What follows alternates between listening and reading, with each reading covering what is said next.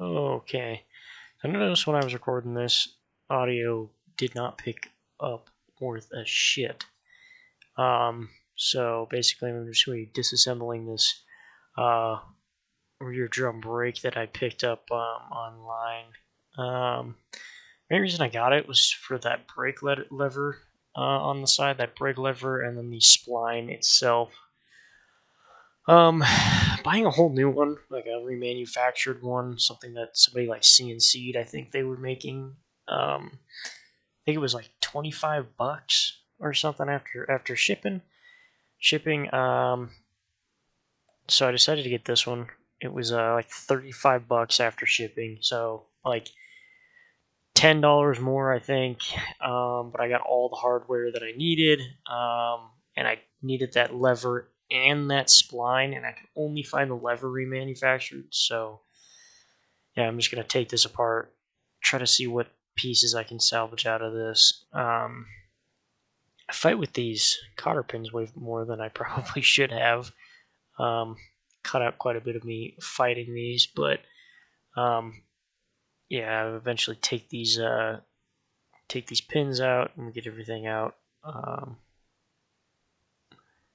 Yeah, I fought with these a little bit more than I should have. Those little tiny little cotter pins in there were just kind of a bastard to get out. Yeah, as you can see, I was using those needle nose pliers. Eventually realized that that's not enough, so I have to go get the pick. Oh, that little tool there, I actually love that thing. I think it's an O-ring tool, something used mainly for O-rings to take O-rings on and off. But in the right applications, they work wonders on prying. So you can see I cut out quite a bit of me fighting those. So yeah, tiny little cotter pins. Yeah, so to get my tray out. Yeah, so those tiny little cotter pins, those are some motherfuckers. They did not want to come out. They hadn't been touched before. None of this had been replaced in the past, so all this was original. It looked like all these plates and everything were in really good condition. Not a lot of corrosion. Didn't look like it had been sitting for a while. This is off of a CBF, I think it is. The one I have is a CBK. I might have that backwards. That's that black housing.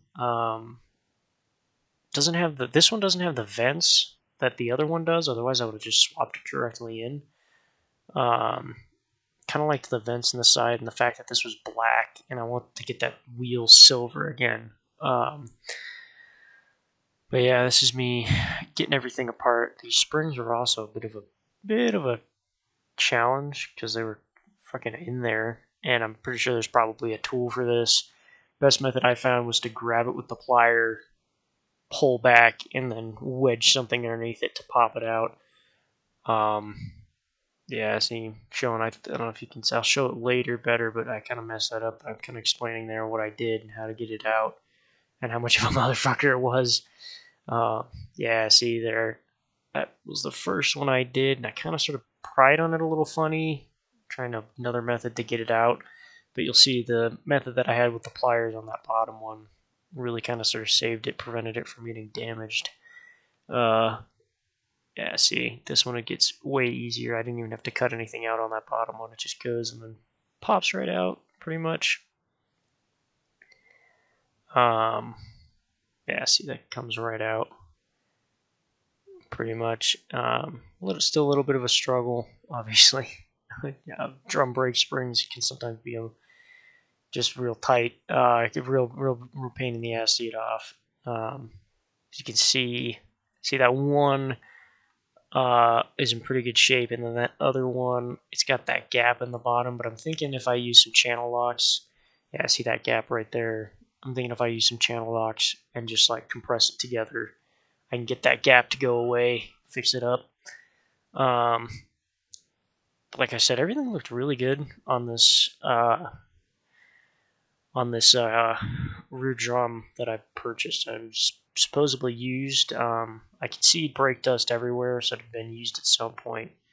But everything was in really good shape. I'm getting that spline out. It's like this little screw thing. You got to take that that little arm off. Yeah, that one there, and then it comes out. These aren't too difficult to get out. They're a little bit more of a difficult thing to get out um, when you're not on the bike.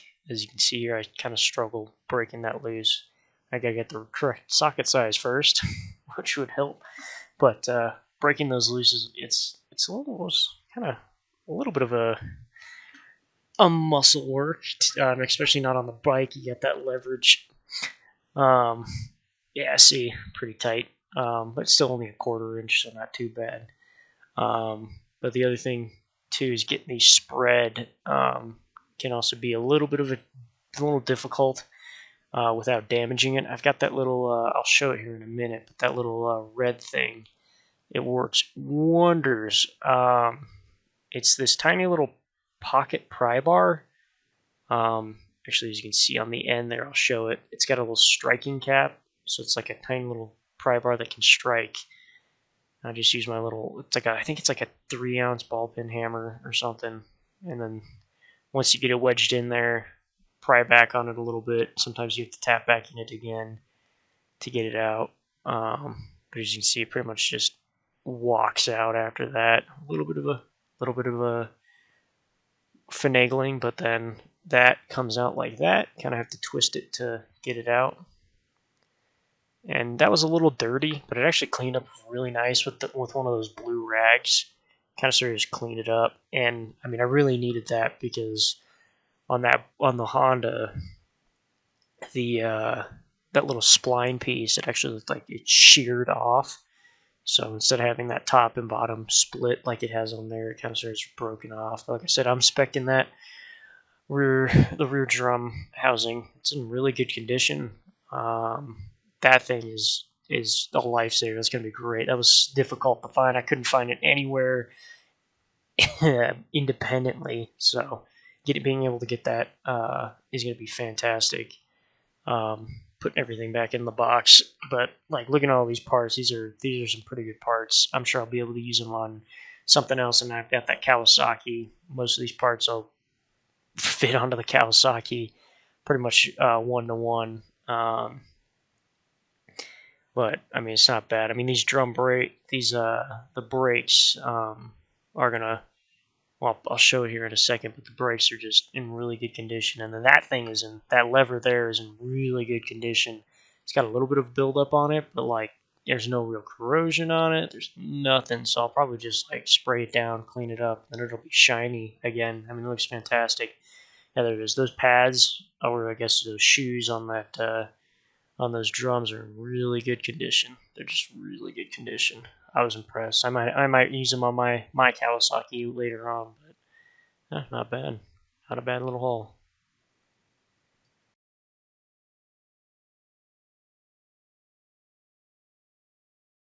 Alright.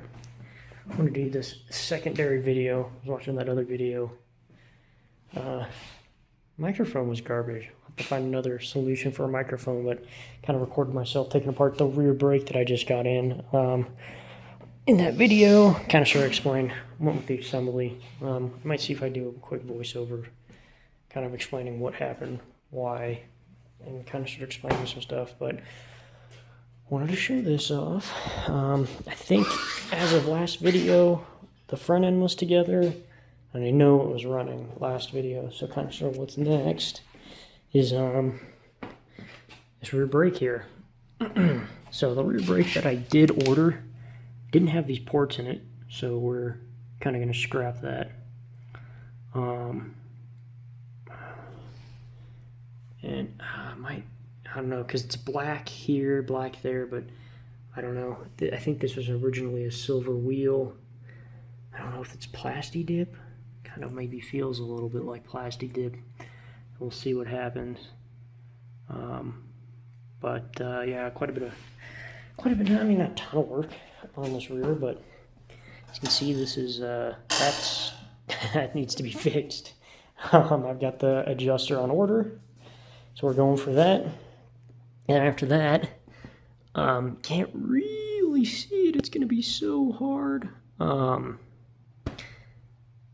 There it is. There we go. But as you can see, we got brake fluid leak, or sorry, not brake fluid, fork fluid leaking. Not surprising. Bike's been sitting since 2021. So those are the next thing on the agenda is these.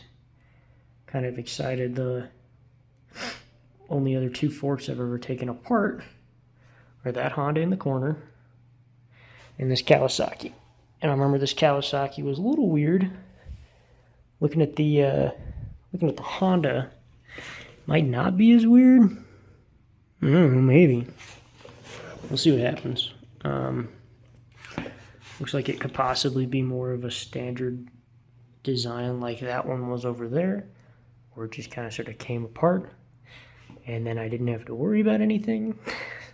But it might not be because of this, well, the way the axle goes in. But the axle kind of goes in that way on that Honda, which was the easiest, and then the axle kind of goes in weird on the Kawasaki, which I think was the most difficult, not because it was hard to take apart. I just didn't have the tools. Actually, on the Kawasaki, I had to hammer a broom handle or something in the end to hold the nut in there, just to be able to loosen it.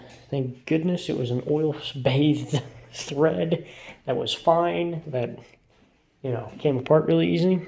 But yeah, and then the other thing, last thing, because I'll probably do some more explaining in the voiceover of the video that I did over there, once again for all one people that are watching these videos.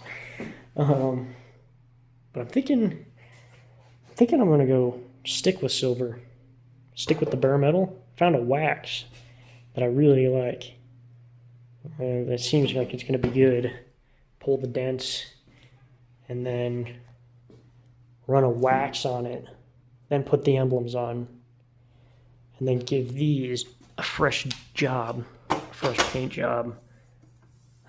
You know, clean it up because it looks like there's some rust poking through. Maybe this washer looks like it could probably use a little bit of paint. And I just kind of sort of freshen these up with a good gloss. Maybe not, maybe semi-gloss, something real basic. I think I'm gonna go with the more industrial look. But yeah, like I said, I'll see if I can get that video uploaded. Maybe I'll do a quick voiceover explaining exactly what I did in the video and why. Yeah, not bad at all.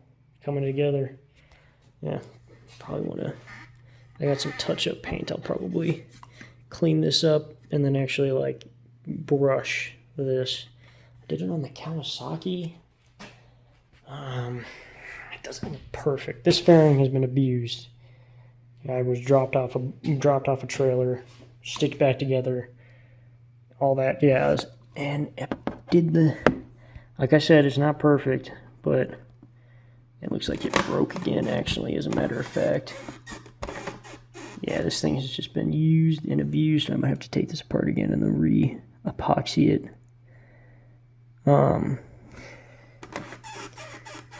Yeah, but touched up paint there. You kind of tell the difference. You can definitely tell it broken there. It was broken there before because of the epoxy. I'm thinking the epoxy that I had was crap.